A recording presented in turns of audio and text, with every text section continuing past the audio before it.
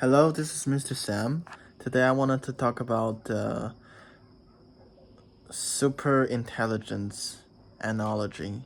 So, what is super intelligent, and how should we think of a super intelligence? So, how smart can it actually be? So, by super intelligence, we're talking about a specific being that it's smarter than all human combined, not combined, but smarter than all human in any aspect of the world, right? And basically, it does things that we couldn't even understand or comprehend. And therefore, it is kind of a very vague idea what a super intelligent is. It's the same way that there are certain things that our brain just couldn't comprehend. We could not understand inherently, no matter how hard we try. For example, our brain just cannot visualize anything that's 4D, anything that is four-dimensional.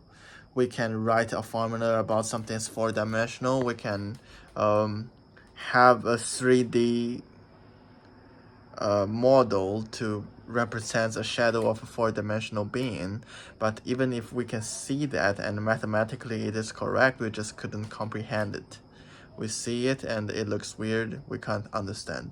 And the same way we couldn't just think of a new color that has never existed before. There are just too much limitations in our brain that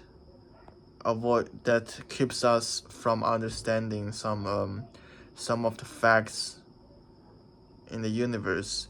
It is a very good way to think about super intelligent on a Cthulhu idea, like this thing is both long and short, or this thing is going up and down at the same time.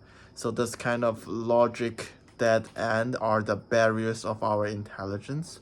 So we could say in an arrogant way that, okay, maybe the reason why I can't understand this is because this just doesn't exist whatsoever in this entire universe, and so to understand something like this doesn't have any meaning at all. So because we know about all the colors, so therefore there's no way to imagine a new color.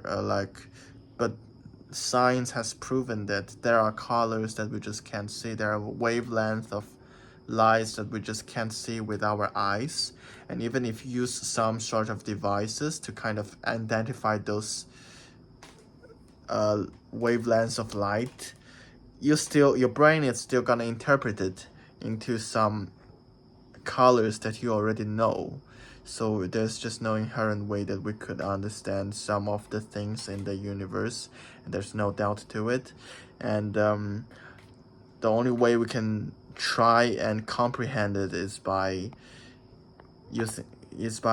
using an example of it on a even dumber being than us, and just to say that this is how hard for us to understand the things we cannot comprehend. It's like for our dogs and cats to understand what we are doing. Like, I've just seen those YouTube videos. It was kind of a very famous meme. The give me some Oats brothers. Give me some Oats brother, the pigs. So basically the pigs are thinking about very limited amounts of things.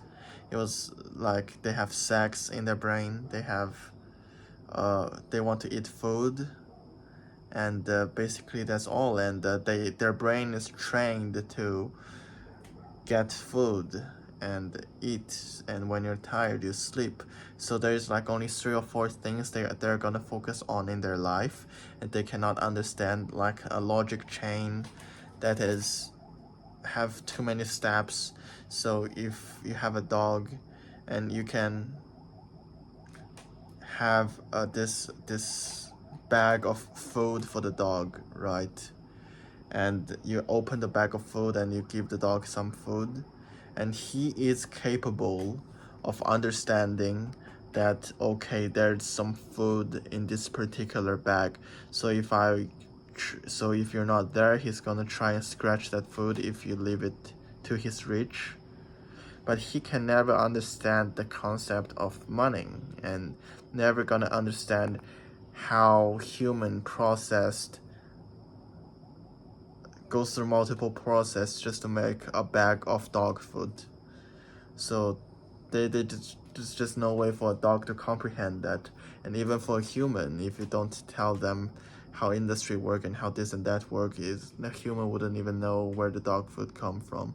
And that is how much of the gap we will have with future super intelligence and stuff. And yeah, that's basically what I want to say. Is kind of scary.